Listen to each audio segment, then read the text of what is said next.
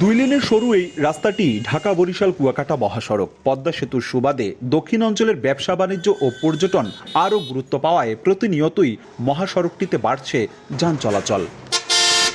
পরিবহন শ্রমিকরা জানান, পদ্মা সেতু চালুর পর কথা ছিল দ্রুত 6 লেনে উন্নীত হবে ঢাকা কুয়াকাটা মহাসড়ক। তবে সেতু চালুর পর 2 বছর পেরিয়ে গেলেও জমি অধিগ্রহণের অজুহাতে আটকে আছে প্রকল্পের কাজ। মহাসড়কে কয়েক গুণ বৈধ অবৈধ যানবাহন বাড়ায় যানজট এখন নিত্যদিনের সঙ্গী। আর পুলিশের পরিসংখ্যান বলছে, মহাসড়কে মাসে গড়ে 7 থেকে 10টি দুর্ঘটনা ঘটে। 2 লাইনের রাস্তা এলো, কোনো গাড়ি সাইড দেওয়া যায় না, একটা ভ্যান গেলে সাইড দেওয়া যায় না। 3 হুইলারের ছোটো ছোটো গাড়ি আছে, ওরা তো আইনকানুন জানে না, ওরা নিয়মকানুন জানে না, রাস্তায় চলে জেন জেন ঘুরাই ফেলায়। সাইলেন্ট না করলে অ্যাক্সিডেন্ট হইতেই থাকবে।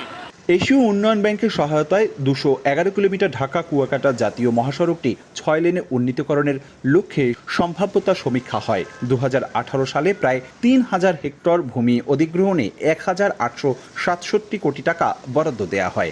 2021 সালের জুনের মধ্যে ভূমি অধিগ্রহণের কাজটি শেষ হওয়ার কথা থাকলেও এ পর্যন্ত বরিশাল সড়ক বিভাগে 33 কিলোমিটার ও মাদারীপুর অংশে মাত্র 7 কিলোমিটার অধিগ্রহণ সম্পন্ন হয়েছে। এরই মধ্যে ভূমির দাম বেড়েছে প্রায় 3 গুণ। তাই কবে নাগাদ 6 লেন হবে তা নিয়ে দেখা দিয়েছে অনিশ্চয়তা। অর্ধেক পাউডারে দ্বিগুণ উজ্জ্বলতা, নতুন রিন অ্যাডভান্সড অর্ধেক পাউডারে দ্বিগুণ উজ্জ্বলতা। যত দ্রুত সম্ভব সরকারের এটা কার্যকরী ব্যবস্থা নিতে হবে। পদ্মা সেতু হওয়ার পরে গাড়ির সংখ্যা অনেক, প্রায় 20-30 গুণ বেড়ে গিয়েছে গাড়িগুলো। তো এখানে আসলে আমাদের জনবল বাড়িও আমরা ট্রাফিকটা নিয়ন্ত্রণ করতে হিমশিম খাচ্ছি।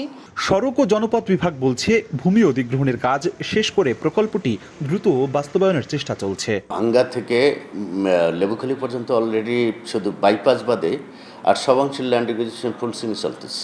শুধু আমাদের বরিশালের সিটি বাইপাস অংশের, যেটা আমাদের রিভিশনে ইনকর্পোরেট করেছি, এটা অনুমোদন সাপেক্ষে আমরা এটার কার্যক্রম শুরু করব। 2023 সালে মহাসড়কটির যানজট ও দুর্ঘটনা পরিস্থিতি সামাল দিতে বরিশাল মহানগরী প্রবেশমুখে 13 কিলোমিটার মহাসড়ক প্রশস্ত করা হয়। 52 কোটি টাকা ব্যয়ে এ প্রকল্পের 24 ফুটের সড়কটি 54 ফুটে প্রশস্ত করা হয়। ওই সময় কেটে ফেলা হয় শতবর্ষী 4 শতাধিক গাছ। অপূর্ব অপু, সময় সংবাদ, বরিশাল।